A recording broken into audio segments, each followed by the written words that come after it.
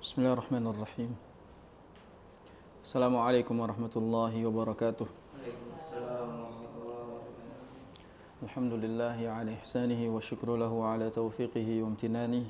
Wassalatu wassalamu ala asfiyaihi wa khairi khalqihi wa ala alihi wa ashabihi wa man sanna bi sunnatihi ila yaumi liqa'ih. Asyhadu an la ilaha illallah ta'ziman li sya'nih wa asyhadu anna Muhammadan abduhu wa rasuluhu ad-da'i ila ridwanih. Allahumma salli ala nabiyyina Muhammad. Allahumma inna nas'aluka ilman nafi'a wa rizqan tayyiba wa amalan mutaqabbala. Allahumma la ilma lana illa ma 'allamtana fa'allimna ma yanfa'una wa zidna ilma warzuqna fahma. Allahumma faqihna fid din wa 'allimna at-ta'wil ya arhamar rahimin. Alhamdulillah, segala puji bagi Allah Azza wa Jalla yang masih memberikan kita kesempatan di hari-hari yang spesial ini. Allah Subhanahu wa taala masih istiqomahkan iman di hati kita. Allah juga masih berikan kita kesehatan di saat mungkin banyak orang mulai ketakutan akan adanya virus. Tapi Allah Subhanahu wa taala masih membuat kita dalam keadaan yang baik. Semoga Allah Subhanahu wa taala sehatkan iman dan imun kita, dan semoga Allah Subhanahu wa taala juga istiqomahkan kita di atas ketaatan. Kita masih berada di penghujung bulan Rajab, di hari-hari yang spesial, di hari-hari yang luar biasa yang harus kita maksimalkan, di mana di hari-hari ini seharusnya seorang muslim itu sibuk menghisap dirinya, mengintrospeksi dirinya, mengevaluasi dirinya, supaya kita benar-benar bisa meraih kebersihan hati, kebersihan iman, supaya kita benar-benar siap untuk menghadapi bulan yang mulia. Ya abdu aqbil muniban waghtanim rajaba fa inna afwi amman taba qad wajaba, kata Ibnu Rajab Al-Hambali. Wahai para hamba, sambutlah Rajab dan maksimalkan setiap detiknya. Sesungguhnya ampunan Allah itu diwajibkan bagi siapapun yang bertaubat di dalamnya. Ini adalah pesan yang luar biasa yang bisa kita jadikan sebagai pengingat bahwa keberadaan Rajab itu bulan bersih-bersih. Ya, Rajab itu bulan bersih-bersih. Kita membersihkan iman kita, membersihkan hati kita, membersihkan diri kita, supaya ketika kita bersih, maka akan ringan bagi kita melakukan ibadah. Jadi sebenarnya kalau dibagi partnya itu, Rajab buat bersih-bersih, Sya'ban buat mempersiapkan latihan-latihan. Lalu bulan Ramadan itu tinggal menikmati keistiqomahannya aja. Nah, jadi kalau orang yang tidak bersih-bersih, orang tidak menanam apapun di bulan Rajab, maka mungkin akan berat bagi dia untuk menjalani bulan Ramadan. Ya, kalau dia tidak bersihkan dirinya dari dosa-dosa, kemungkinan akan berat. Sebagaimana kita tahu bahwa dosa itu menjadi beban buat diri kita. Ya, seburuk-buruknya beban, seberat-beratnya beban adalah dosa kita sendiri. Sehingga mari kita sama-sama menghisab diri kita. Hasibu anfusakum qabla an tuhasabu, kata Umar bin Khattab. Hisablah diri kalian sebelum kalian dihisab oleh Allah Subhanahu wa taala.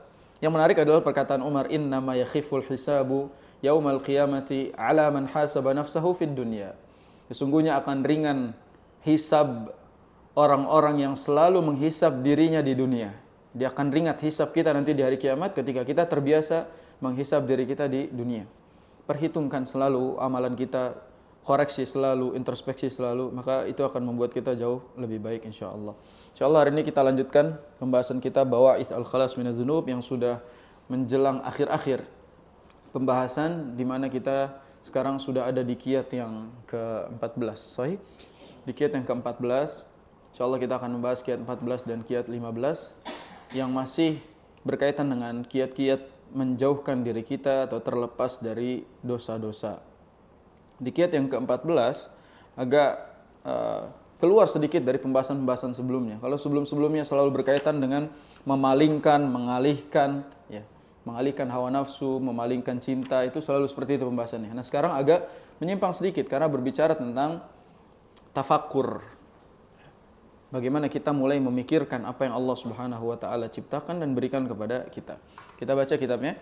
Qala al-Imam Ibnu Qayyim rahimahullahu taala ar-rabi'a asyar, yang ke-14, sarful fikri ila ajaib ayatillahi allati nadaba ibadahu ila tafakkuri fiha. Kata Ibnu Qayyim, yang ke-14 adalah sarful fikri ila ajaib ayatillah. Mengalihkan fikiran kita untuk memikirkan ayat-ayat Allah, untuk memikirkan keajaiban ayat-ayat Allah yang Allah Subhanahu wa taala menganjurkan hambanya untuk mentafakkurinya. Jadi intinya di bab yang ke-14 ini kita akan berbicara tentang tafakkur ayat-ayat Allah. Tafakkur ayat.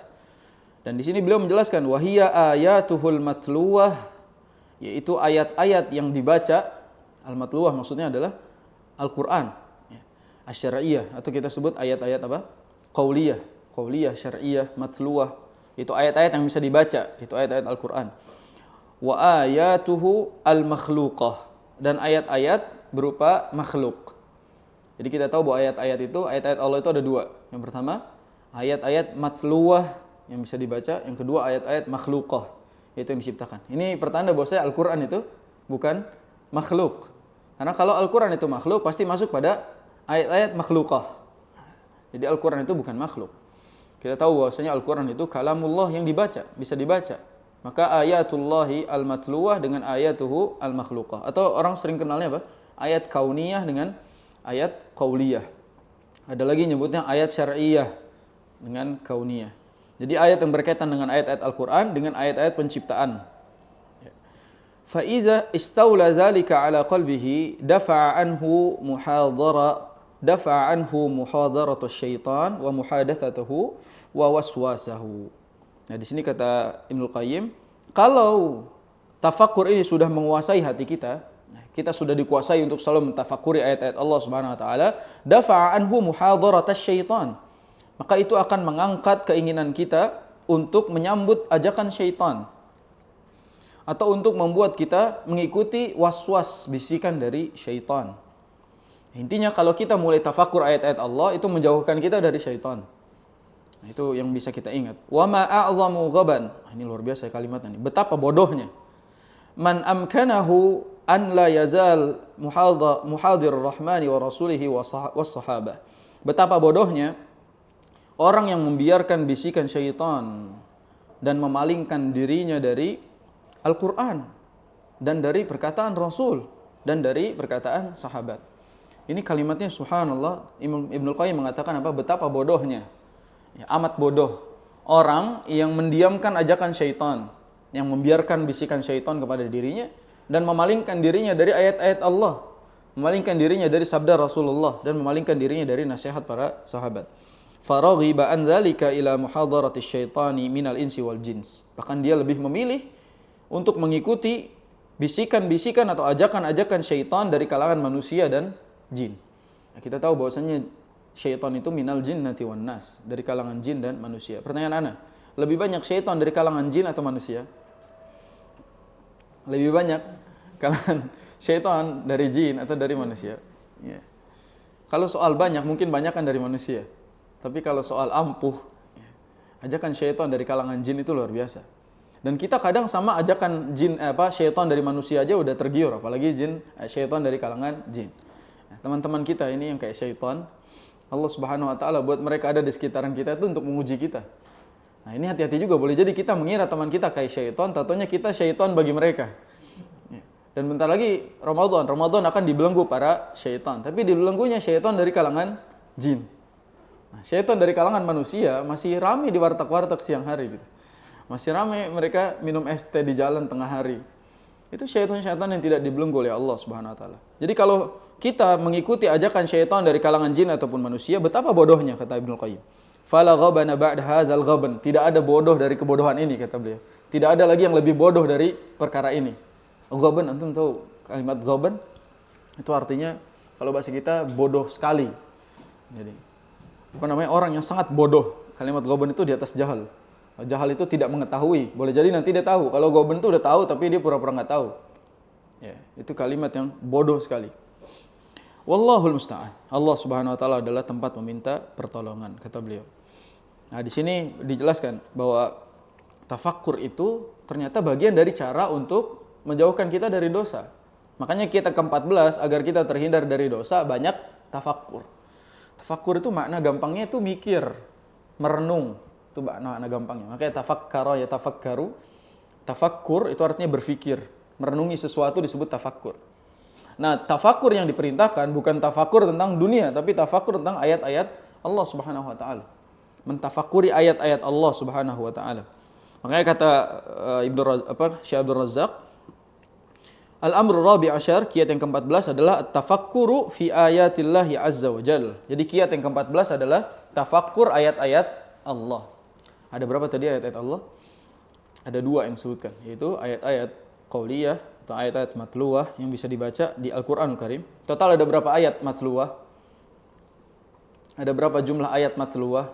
Ayat-ayat yang bisa dibaca? 6.236. Jumlah ayat-ayat dalam Al-Quran ada berapa? 6.236 ayat. Berarti itu adalah ayat-ayat matluwah.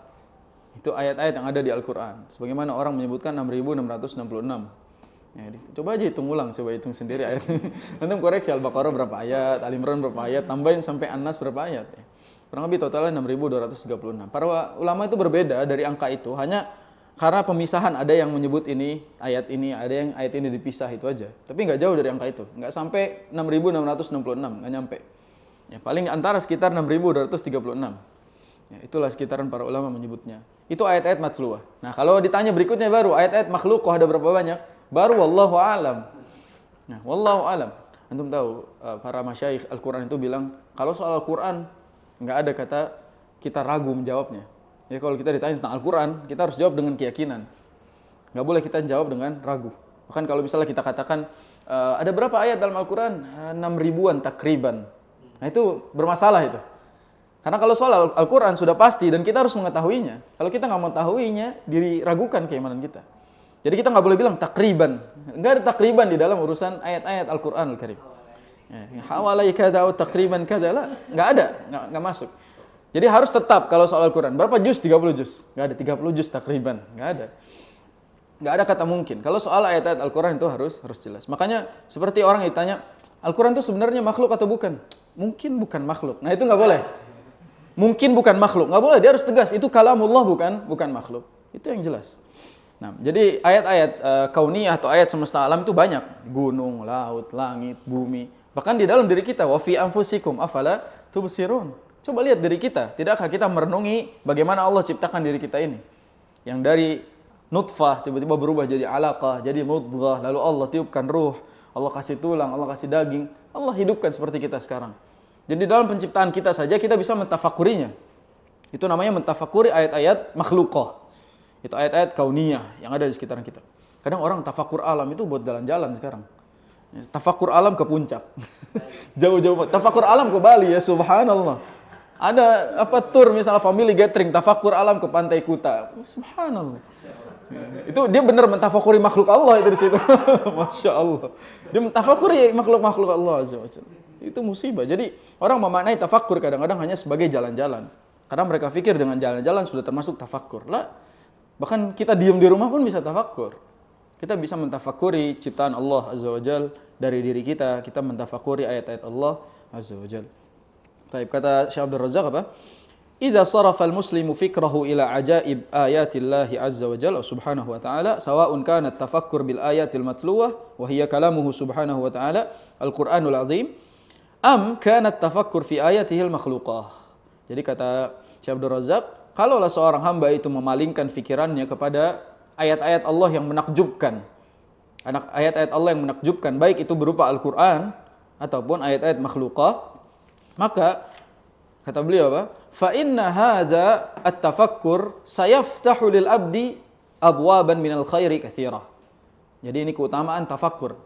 Ya, keutamaan tafakkur yang pertama adalah sayaftahu lil abdi abwaban minal khairi katsira. Akan terbuka pintu-pintu kebaikan yang sangat banyak. Jadi dengan mentafakuri ayat-ayat Allah akan terbuka pintu-pintu kebaikan. Biasanya orang kalau tafakkur apa efeknya? Istighfar. Dia sadar diri. Dia menahan dirinya. Itu berarti pintu-pintu kebaikan terbuka. Kalau tidak tafakur mungkin kita nggak akan istighfar. Kalau tidak tafakur mungkin kita tidak akan sadar. Makanya di antara hikmahnya, keutamaannya yang pertama adalah membuka pintu-pintu kebaikan yang banyak. Yang berikutnya, wasayashghalu qalbahu bil imani wassilati billahi azza wajalla. Hatinya akan disibukkan dengan iman. Yang kedua adalah hatinya akan disibukkan dengan iman. Wassilah billah, wassilati billahi azza wajalla, dan koneksi, keterikatan dengan Allah Subhanahu wa taala.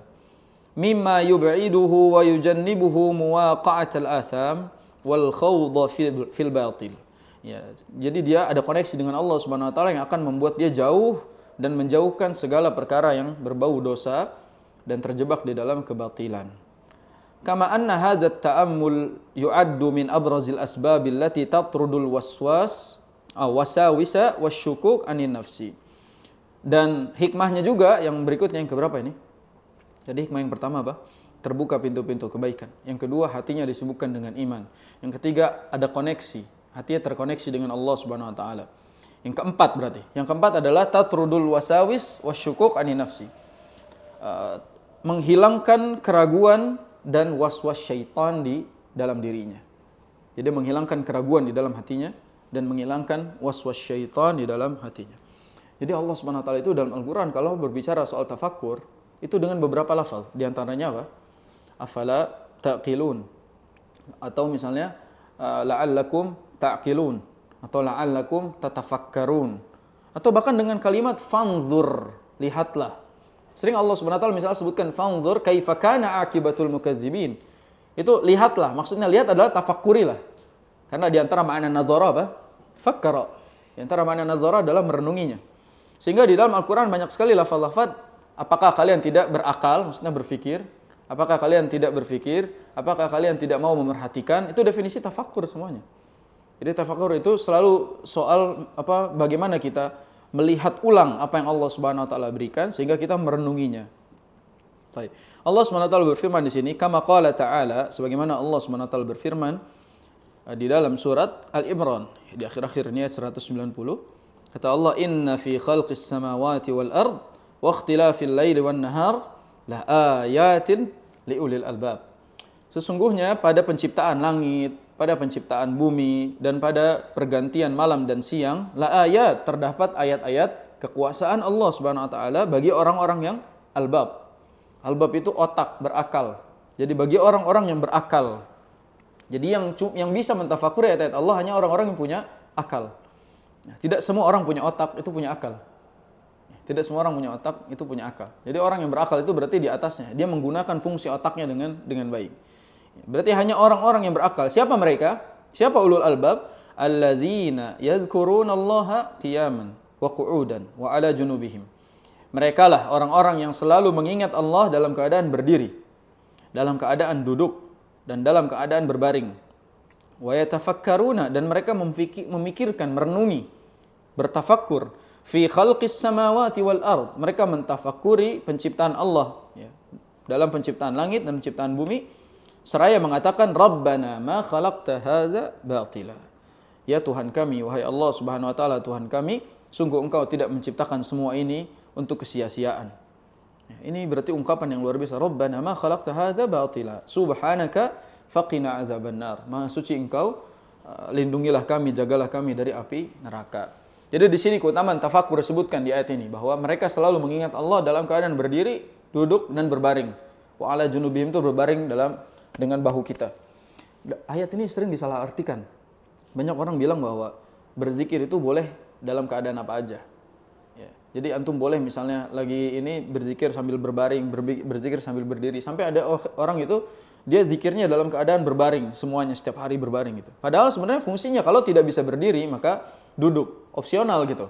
Kalau tidak bisa duduk baru berbaring. Jangan bisa berdiri, bisa duduk, dia malah milih berbaring. Ayat ini juga menjadi dalil bahwa boleh kita membaca Al-Quran dalam keadaan yang kita mampu.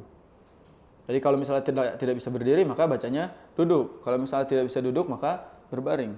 Pertanyaan Anda, hukum asal baca Al-Quran berdiri, duduk atau berbaring? Hukum asal membaca Al-Quran, berdiri, duduk, atau berbaring? Nah, hukum asalnya itu duduk. Ketika kita mungkin duduk itu rasa ngantuk cepat datang, maka kita boleh berdiri. Nah, opsinya gitu. Nah, ketika kita misalnya nggak kuat lagi, udah pusing badan, misalnya nggak enak, maka boleh berbaring. Itu baru. Jadi opsi pertama itu duduk. Hukum asalnya duduk. Baru kita melihat kalau tidak mampu maka berdiri, kalau tidak lagi maka berbaring. Jangan dengan mengatakan, oh berarti kalau bulan Ramadan kita bolehlah baring-baringan sambil baca Quran gitu. Ya, kalau baring-baringan baca Quran itu paling 5 ayat gitu kan. Habis itu langsung tidur. Makanya dalam hal ini kita harus paham makna ayat ini. Jadi di sini intinya mengingat Allah kapanpun. Ya, kapanpun dalam keadaan apapun dia selalu mengingat Allah Subhanahu wa taala. Nah, Anda pengen berikan sedikit faedah di kalimat la ayat. Coba Anda melihat di kalimat di buku itu la ayatin li ulil albab. Kan di situ disebutnya ayat-ayat kan. Dan di situ ayat-ayat para ulama menyebutkan terbagi menjadi dua. Ayat-ayat kebesaran kekuasaan Allah dengan ayat-ayat kelemahan makhluk. Jadi ayat di situ adalah tanda-tanda kebesaran Al-Khaliq sekaligus tanda-tanda lemahnya makhluk. Jadi dari penciptaan langit dan bumi itu memberikan gambaran kepada kita bahwa Allah itu maha besar dan kita itu maha kecil. Allah itu maha berkuasa dan kita ini maha lemah. Itu. Jadi dari ayat ini, kan kalau kita dibandingkan dengan makhluk Allah yang lainnya, kita itu kecil, paling kecil.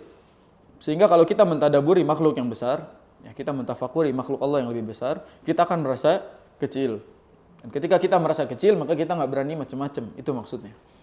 Coba teruskan ayatnya deh. Coba untuk buka Al-Quran itu, ayat berikutnya, ayat 191. Dan seterusnya itu luar biasa, doanya luar biasa. Untuk buka ayat ini dan kalau bisa dipahami ayat-ayatnya. Kata Allah SWT, Rabbana innaka man tudkhilun nar faqad akhzaitah wa ma lidh-dhalimina min ansar. Kata Allah SWT, ya Tuhan kami, sesungguhnya orang yang engkau masukkan ke dalam neraka itu telah engkau hinakan.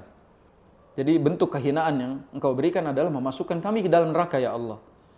Wa ma lidh-dhalimina min ansar. Dan tidak ada yang bisa menolong lagi orang-orang yang zalim. Tidak ada penolong bagi orang-orang yang zalim.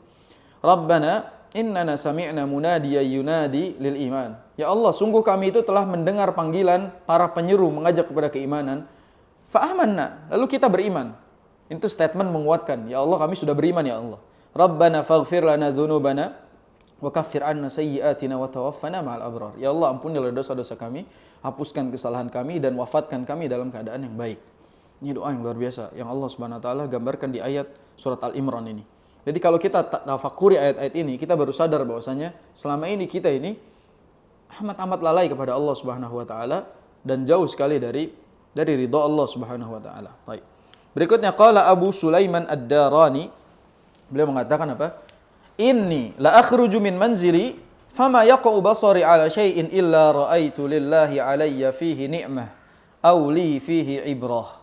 Ana ulang perkataan beliau, inni la akhruju min manzili, sesungguhnya tidaklah aku keluar dari rumahku, fama yaqa'u basari ala syai'in, tidaklah mataku itu berpaling kepada sesuatu, illa ra'aitu lillahi alayya fihi ni'mah, kecuali aku selalu melihat bahwasanya setiap yang aku lihat itu adalah nikmat dari Allah Subhanahu wa taala, auli fihi ibrah, atau itu merupakan ibrah bagiku. Jadi kalau kebaikan yang kita lihat itu adalah nikmat dari Allah, kalau keburukan yang kita lihat itu adalah ibrah dari Allah. Ibrah itu adalah pelajaran. Ini nyambung sama pertanyaan, apa bedanya tafakkur sama tadabbur? Apa bedanya tafakkur sama tadabbur? Kalau tafakkur, pertama perbedaannya adalah berkaitan dengan apa yang bisa kita lihat di sekitaran kita, itu tafakkur. Jadi tidak terbatas, semua makhluk yang Allah ciptakan bisa menjadi bahan tafakkur kita. Kalau tadabbur, itu soal sesuatu yang khusus. Misalnya kita mentadaburi Al-Quran, atau mentadaburi suatu kejadian, ya, jadi lebih sempit maknanya. Tafakkur itu luas, kita merenungi semua makhluk Allah Subhanahu wa taala secara luas. Tadabbur suatu perkara. Jadi kita merenunginya, kita mengevaluasinya, mengkajinya, itu tadabbur namanya. Makanya definisi tafakkur merenungi, kalau tadabbur mengkaji. Ya. Dan mengkaji itu enggak bisa sekali, tapi berulang-ulang. Makanya afala yatadabbaruna al-Qur'an itu diulang. Karena kita mentadaburnya setiap hari. Terus bedanya tafakkur sama tadabbur lagi, kalau tafakkur itu mengingat-ingat ciptaan Allah, mengingat-ingat pemberian Allah yang membuat kita akhirnya taubat. Kalau tadabbur itu menyiapkan, mengevaluasi apa yang akan kita lakukan berikutnya. Atau gampangnya, gara-gara tadabbur jadi kita memperbaiki diri kita. Anak kasih contoh gini. Misalnya ada ayat tentang azab. Ayat tentang azab. Kalau kita tafakuri ayat azab, kita jadi ingat dosa dan istighfar. Dan kita tadabburi ayat tentang azab ini, membuat kita jadi tidak lagi mengulang kesalahan yang sama di waktu yang akan datang. Jelas nggak perbedaannya? Jadi secara bahasa makna tafakkur dengan tadabbur, kalau tafakkur itu evaluasi ke belakang. Kalau tadabbur itu jadi persiapan ke depannya. Itu bedanya. Jadi orang yang sering tadabbur itu akan lebih banyak rem ke depan. Dan orang yang sering tafakkur itu bakal lebih banyak mengevaluasi dan mengistighfari dosa-dosa lamanya.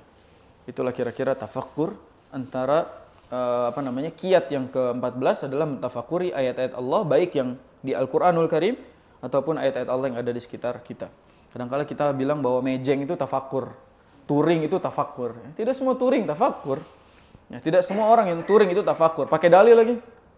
Apa dalilnya? Famshu fi manakibiha wa kulu mir rizqi. Ya, berjalanlah di atas muka bumi dan carilah. Oh, dalilnya Masya Allah. Dalil anak Turing itu. Famshu fi manakibiha. Berjalanlah kalian di atas muka bumi. Dibilang Turing ini bagian dari. Enggak semua orang Turing itu mentafakuri. Banyak justru bukan tafakur, takafur. Kebalikannya, dia mengkufuri, bukan mentafakuri. Hati-hati tuh antara tafakur dengan takafur tuh. Ya, dia bukan mensyukuri, merenungi, malah jadi mengkufuri nikmat Allah Subhanahu wa taala. Silakan kalau misalnya mau jalan, mau mencari-cari pelajaran dari perjalanan kita boleh, tapi jangan dijadikan sebagai alasan atau dalil. Ya, kadang-kadang ntar suami izin kepada istrinya, saya mau tafakur dulu gitu. Itu makna tafakur itu lain yang dia pahami. Harusnya tafakur yang dia pikirkan adalah bagaimana dia bisa merenungi perbuatan-perbuatan dia dan merenungi ayat-ayat Allah Subhanahu wa taala. Sekarang kalau misalnya lagi sholat, dengerin ayat, kita paham artinya. Itu disebut tafakur atau tadabbur? Ini imam sholat nih, dia baca ayat, kita di belakang, kita paham ayatnya, jadi kita merenungi ayat tersebut. Itu tafakur atau tadabbur? Tadabbur dalam sholat nggak boleh. Masa antum mentadaburnya, mengkajinya di kepala gitu, difikirkan, tafsiran, nggak mungkin. Jadi ketika kita merenunginya, langsung kita, ini ayat tentang ini, jadi itu namanya tafakur secara langsung. Itu namanya tafakur. Kita mentafakuri ayat-ayat Allah Subhanahu wa taala. Makanya tafakur itu selalu mulai antara mata dengan telinga. Itu jendelanya. Jadi mulai apa yang kita lihat, apa yang kita dengar bisa menjadi bagian tafakur kita. Kalau tadabbur itu mengkajinya. Mengkajinya. Jadi ketika kita, oh, tadi imam baca apa ya? Misalnya ditanya, Ustaz baca apa tadi? Surat ini. Nah, baru tadabbur. Itu stepnya. Jadi orang itu tafakur itu biasanya dimulai dari matanya atau telinganya. Dari situ kita berpikir. Contoh misalnya tadi di perjalanan, ngelihat ada pengemis di pinggir jalan. Terus kita jadi bersyukur, ya Allah ternyata selama ini banyak sekali nikmat kau berikan. Itu tafakur namanya. Ya, jadi selama kita di perjalanan misalnya ada orang yang susah, lebih susah dari kita, itu namanya tafakur. Ya, nggak mungkin kita tadaburi orang itu kan. Kita kaji orang itu, kita liatin, nggak mungkin. Jadi maknanya tafakur di situ. Sehingga orang itu memulai sesuatu dengan tafakurnya, maka mungkin akan berlanjut pada tadaburnya. Baik. Kita lanjut pada kiat yang berikutnya insyaallah, kiat yang ke-15. Kiat yang ke-15, qala al-Imam Ibnul Qayyim rahimahullah, Imam Ibnul Qayyim mengatakan apa? Al-khamis ashar yang ke-15, lagi-lagi at-tafakkuru fid dunya wa sur'ati zawaliha wa qurbin qidaiha. Ana ulang supaya bisa ngikutin harokatnya, diharokatin ya. At-tafakkuru fid dunya wa sur'ati zawaliha wa qurbin qidaiha. Jadi merenungi dunia yang sifatnya itu cepat sirna. Merenungi dunia yang cepat sirna dan dunia yang singkat. Jadi dunia itu cepat sirna dan fana. Singkat hidup itu. Bahkan kita sebutkan itu sendiri di dalam surat An-Nazi'at akhir apa? Lam yalbathu illa asyiyatan aw duhaha. Bentar hidup itu. Asyiyatan aw duhaha. Sebentar. Antara petang atau waktu duha saja. Itu dunia kita. Jadi sesingkat itu dunia itu. Jadi sebentar hidup dunia yang sangat singkat. Kita mentafakuri dunia yang singkat. Itu yang ke-15. Fala yarda li nafsihi an yatazawwada minha ila dari baqaihi wa khuludihi akhassa ma fiha wa aqallahu naf'an illa saqitul himmah. Kata beliau gini. Dan kita tidak akan ridha berbekal dengan dunia untuk akhirat yang kekal. Jadi kita itu tidak ridha memperkaya bekal-bekal dunia sehingga mengorbankan bekal-bekal akhirat yang justru abadi. Akhassama fiha wa aqallahu naf'an, yang sebenarnya merugikan dan sedikit sekali kemanfaatannya. Terus beliau mengatakan yang sibuk memperbekali dirinya di dunia itu dengan bekal-bekal duniawi maksudnya, baik harta dan lain-lainnya, illa saqitul himmah, kecuali orang-orang yang memiliki cita-cita yang rendah. Jadi orang-orang yang punya cita-cita rendah itu bekalnya dia ngebanyakin dunia. Anak kasih contoh simpel aja. Orang kalau mau investasi di dunia, kan pasti jangkanya paling 5 tahun, 10 tahun gitu. Nah itu berarti kan cita-citanya rendah, padahal ada kehidupan abadi setelah itu. Jadi kalau orang yang punya cita-cita yang tinggi dan visioner tingkat panjang, dia pasti melihat mana yang lebih abadi, mana investasi yang jauh lebih panjang. Ini soal perbandingan aja, bukan tidak boleh, tapi soal perbandingan antara mana yang harus kita prioritaskan di antara dua investasi gitu. Yang berikutnya beliau bilang dani'ul muru'ah. Ini tajam nih perkataannya. Dani'ul muru'ah itu artinya rendah muru'ahnya. Ya, bermuru'ah rendah. Terus beliau bilang mayyitul qulub, mayyitul qalbi. Hatinya mati. Fa inna hasratahu tashtad tashtaddu idza ayana haqiqata ma tazawwadahu. Maka penyesalannya akan meningkat nanti ketika dia sadar akan hakikatnya bekal yang selama ini ia prioritaskan. Nah, itu. Jadi contoh misalnya kita kerja banting tulang, ya, kita berusaha keras untuk mendapatkan dunia, ya, buat rumah, buat segala macam, kita berusaha keras. Ternyata gara-gara itu kita jadi lalai dari ibadah. Gara-gara kerja kita yang terus-menerus, kita lalai dari ibadah. Dan gara-gara mengejar target-target duniawi, kita jadi gagal meraih target ukhrawi. Contoh simpel seperti Ramadan.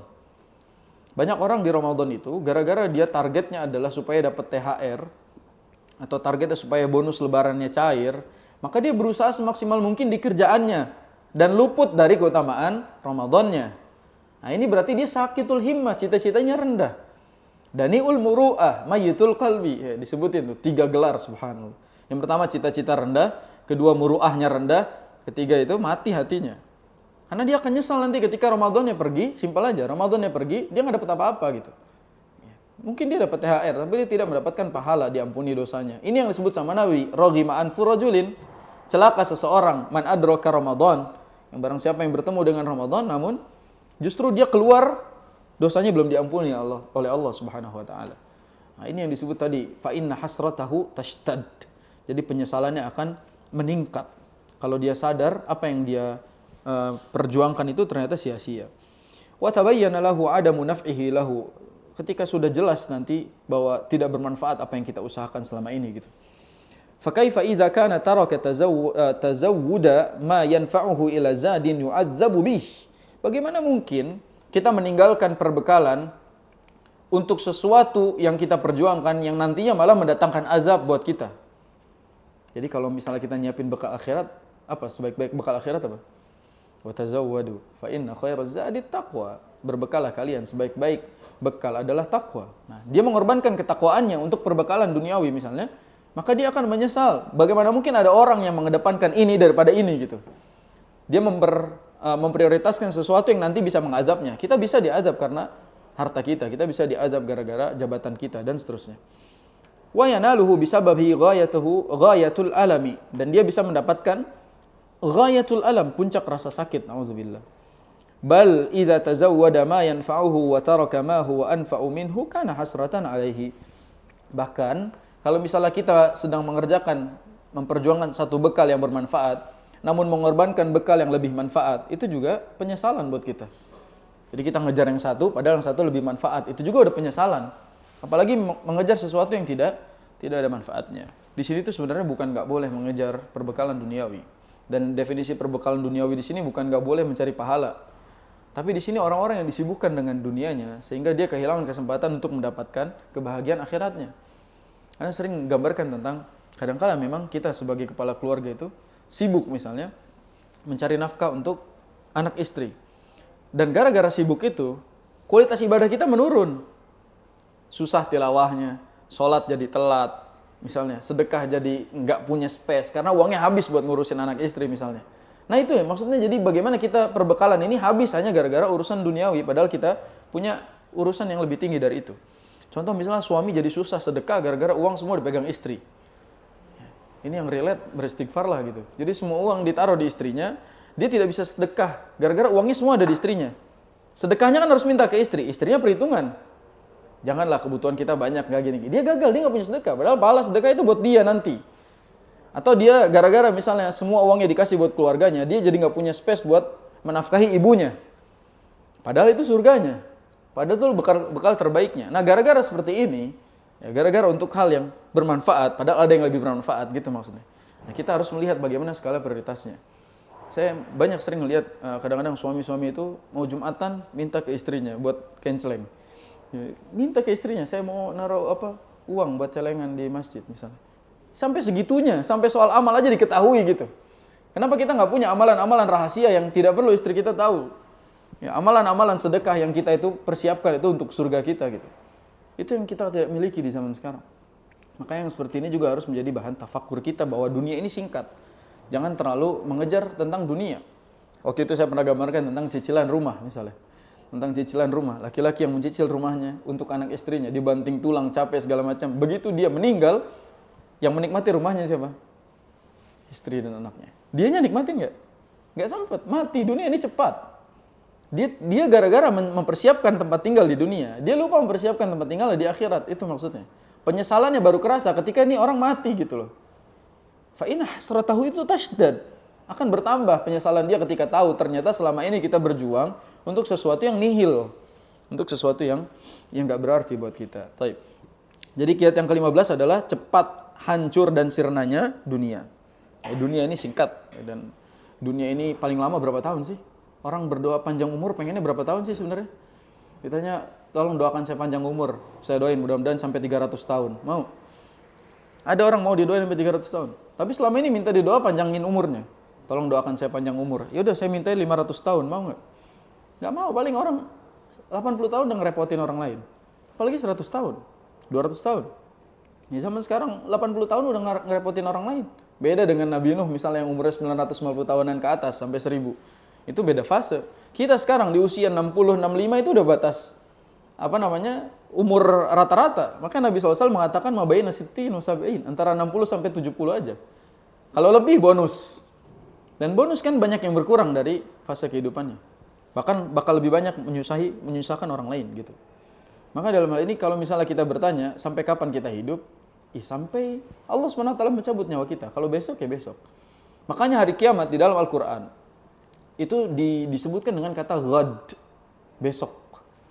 Ya ayyuhalladzina amanu taqullaha wal tanzur nafsum ma qaddamat li ghad. Untuk besok. Nah, besok di situ tafsirannya adalah yaumul qiyamah. Jadi hendaknya setiap orang, setiap jiwa itu mempersiapkan apa yang akan dia bawa untuk hari esok, maksudnya hari kiamat. Dan kiamat digambarkan besok, menandakan kehidupan kita itu hanya hari ini, besok belum tentu. Itu cepatnya dunia. Ya, ka'annahum lam yalbathu illa ashiyatan aw duhaha. Nah, di sini Syekh Abdul Razak ingin menjelaskan kepada kita sur'atu zawalid dunya wa inqidaiha, yaitu betapa cepatnya sirwatu zawalud dunya, betapa cepatnya sirnanya dunia dan betapa singkatnya dunia ini. Kata beliau, fal hayatud dunya sari'atul inqidha. Kehidupan dunia itu cepat sirnanya. Kama qala Nabi sallallahu alaihi wasallam, lihat Nabi sallallahu alaihi wasallam bersabda, "Mali walid dunya." Apalah peduliku dengan dunia? Lihat Nabi sallallahu alaihi wasallam. Mali walid dunya. Apalah peduliku dengan dunia? Ma ana fid dunya illa karakibin. Tidaklah aku di dunia ini kecuali seperti orang pengembara. Karakibin istadhalla tahta syajaratin, yang berteduh sebentar di bawah pohon, tsumma raha, kemudian istirahat, wa tarakaha. Jadi kata Nabi, apa peduliku soal urusan dunia? Aku ini di dunia hanya seperti orang yang berkelana, yang istirahat sebentar di bawah pohon, lalu saya akan pergi meninggalkan pohon tersebut. Sebentar kehidupan ini. Fa iza tafakkara al-insan fi sur'ati zawaliha wa annaha ma'a dzalika darul ibtila wa imtihan. Kalau seorang manusia itu bertafakkur tentang betapa cepatnya dunia ini pergi, padahal kita tahu juga bahwasanya dunia ini darul ibtila, ya, tempat kita diuji oleh Allah Subhanahu wa taala, tayaqqana anna idha'atal waqti fi hadhil hayah al-qasira fi ma la yanfa'u minal khusranil mubin. Maka dia akan sangat yakin bahwasanya menyia-nyiakan waktu di dunia ini, di kehidupan dunia yang singkat ini, untuk sesuatu yang tidak bermanfaat merupakan kerugian yang jelas. Anda mau sampaikan nasihat dari Imam Ibnul Qayyim juga. Imam Ibnul Qayyim punya nasihat gini. Beliau menyebutkan bahwa idha'atul waqti asyaddu minal maut. Menyia-nyiakan waktu itu lebih dahsyat daripada kematian. Jadi kita menyia-nyiakan kesempatan yang Allah berikan itu lebih parah daripada kematian itu sendiri. Li'anna idha'atul waqti, karena menyia-nyiakan waktu itu taqta'uka 'anillahi wad daril akhirah. Karena menyia-nyiakan waktu itu memotong dirimu dengan Allah Subhanahu wa taala. Jadi memotong dirimu dengan Allah Subhanahu wa taala dan akhiratmu. Orang yang menyia-nyiakan waktu itu memotong kesempatan antara dia dengan Allah dan kesempatan antara dia dengan kebahagiaan akhirat. Wal maut, kalau kematian, yaqta'uka 'anid dunya wa ahliha. Kematian hanya memutus antara dirimu dengan dunia dan keluargamu. Jadi kalau kematian hanya memutus antara kita dengan dunia, dengan urusan dunia dan keluarga kita, tapi orang yang menyia-nyiakan waktu memutus antara dia dengan Allah dan akhirat. Maka lebih dahsyat orang menyia-nyiakan waktunya. Dan yang lebih mengerikan lagi, fadlan an yudayyi'a waqtahu fil ma'asi allati satakun wabalan 'alaihi yaumil qiyamah. Dia menyia-nyiakan waktu nih. Lebih parahnya dia sia-siakan waktunya untuk melakukan kemaksiatan atau dosa, yang mana nanti itu bisa menjadi cobaan musibah bagi dia di hari kiamat. Wal a'yadzu billah. Walidzalika yaqulu Nabi sallallahu alaihi wasallam, Oleh karena itu Nabi SAW bersabda, "Kun fid dunya ka'annaka gharibun aw abiru sabilin." Hiduplah kalian di dunia seperti orang yang asing atau seperti orang yang ingin menyeberang jalan. Ya, orang yang menyeberang jalan itu nengok kanan kiri, nyeberang, selesai. Maka orang hidup di dunia itu seperti itu. Dia tengok kanan kiri, nyeberang, berakhir. Begitu cepatnya dunia ini. Bahkan beliau menyebutkan apa? "Wadzalika annal gharib wa abiras sabil la yu'alliqu qalbahu bi syai'in fi baladil ghurbati bal qalbuhu muta'alliqun bi watanihi al-asli." Ana ulang nih. Kekejar enggak? "Wadzalika annal ghariba wa abiras sabili la yu'alliqu qalbahu bi syai'in fi baladil ghurbah bal qalbuhu muta'alliqun bi watanihi al-asli." Karena orang yang asing atau orang yang sedang safar dalam perjalanan itu, dia tidak akan mengaitkan hatinya dengan sesuatu di tempat itu, di tempat asingnya itu. Justru di hatinya selalu ada keterikatan ingin pulang ke kampung aslinya. Jadi orang kalau menganggap dunia bukan tempat tinggalnya, maka dia tidak akan meninggalkan hatinya di dunia. Dia tetap meninggalkan hatinya di kampung halaman aslinya, yaitu di akhirat. Wa inna mahammuhu fi safarihi, ya, tujuannya di safarnya itu, ya, target di safarnya itu di dunia ini, safar kita nih. An yuqda atau an yaqdiya hajatahu wa yarji'a ila watanihi. Jadi tujuan dia, target dia di safar di dunia ini adalah dia tunaikan hajatnya, kebutuhannya, dan dia kembali lagi ke tempat asalnya. Sama seperti orang kalau lagi safar, nggak mungkin dia mau berlama-lama di situ. Dia pasti targetnya selesaikan urusan dia di situ, dia harus pulang lagi ke tempat aslinya. Itulah dunia. Jadi kita tidak akan lama-lama di sini, selesaikan urusan kita. Benar kata Pak Sujud. Kata-katanya Pak Sujud ya, yang sudah boleh pulang. Yang sudah boleh pulang. Kalau sudah boleh pulang. Kalau sudah selesai urusannya, pulang. Jadi kalau urusan kita di dunia ini sudah selesai, pulang. Benar guru kita dulu bilangnya, yang sudah boleh pulang. Ternyata dalam kata-katanya itu. Yang sudah boleh pulang itu ternyata yang sudah selesai urusan di dunia, pulang. Makanya kalau kita selalu mengatakan bahwa, ya Allah saya sudah tidak kuat lagi di dunia, pulang. Pulang aja, mau nggak? Kalau misalnya kita bilang, ya Allah saya tidak kuat lagi di dunia, saya sudah pusing sama urusan dunia. Terus Allah bilang, pulanglah. Mau ngomong apa kita? Kadang kita tuh nggak siap tinggal di dunia dan nggak siap untuk pulang. Jadi maunya apa sebenarnya? Diajak mati nggak mau, itu kan namanya hidup segan mati tak mau kan gitu. Dalam hal ini kita ini sering mengeluhkan tentang sesuatu yang jelas-jelas kita belum siap gitu. Nah kiat yang ke-15 ini, tadi kan yang ke-14 tafakur ayat-ayat Allah. Yang ke-15 tafakur dunia itu fana, dunia itu cepat sirna. Nah orang kalau berpikir dunia itu sesingkat itu, dia nggak akan mau menyia-nyiakan hidupnya untuk dosa-dosa. Dia nggak akan mau menyia-nyiakan hidupnya untuk sesuatu yang tidak bermanfaat, apalagi dosa-dosanya. Makanya kalau bisa dikerjain sekarang, tuh amalan kerjain sekarang. Karena nanti bukan punya kita. Apa kata Ibnu Umar? Idza amsayta fala tantazirus sabah wa idza asbahta fala tantazirul masa. Kalau kita lagi di waktu sore, petang, jangan tunggu besok buat ngerjain amal soleh. Dan kalau kita sudah di pagi hari, jangan tunggu nanti sore buat mengerjakan kebaikan. Saat itu juga, karena kita belum tentu punya kehidupan di waktu yang akan datang. Maka pesan saya terakhir adalah, ya ayyuhalladzina amanu ittaqullah. Wahai orang-orang beriman, bertakwalah kepada Allah.